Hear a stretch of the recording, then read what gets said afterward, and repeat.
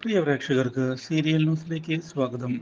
കൂടുതൽ സീരിയൽ ന്യൂസുകൾ അതിവേഗം ലഭിക്കുന്നതിന് ഈ ചാനൽ മറക്കാതെ സബ്സ്ക്രൈബ് ചെയ്യുക. ബെൽ ഐക്കൺ ക്ലിക്ക് ചെയ്യാൻ മറക്കരുത്.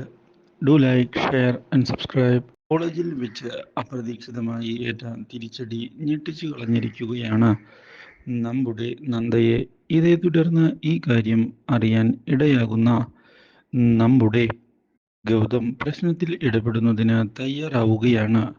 ഇതേ തുടർന്ന് തൽക്കാലത്തേക്ക് പ്രശ്നത്തിൽ ഇടപെടേണ്ട എന്ന് നന്ദ പറയുന്നുവെങ്കിലും അത് കേൾക്കാൻ തയ്യാറാകാത്ത ഗൗതം ഇതേ തുടർന്ന് കോളേജിലെത്തുകയും പ്രൊഫസറെ ചോദ്യം ചെയ്യുകയും ചെയ്തിരിക്കുകയാണ്.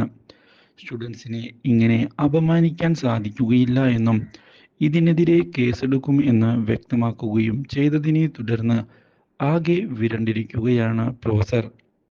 പക്ഷേ ഇതേ തുടർന്നാണ് ഈ ചതിക്ക് പിന്നിലെ സത്യാവസ്ഥ പുറത്തു വരുന്നത്. ഇതിന് പിന്നിൽ കളിച്ചത് പിങ്കിയായിരുന്നു എന്നുള്ള കാര്യം നന്ദ ഇതേ തുടർന്ന് മനസ്സിലാക്കുകയാണ്.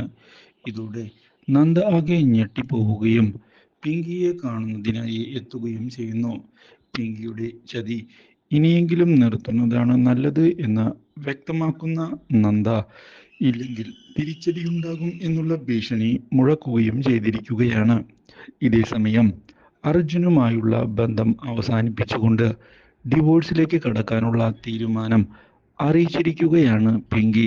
Do like, share and subscribe.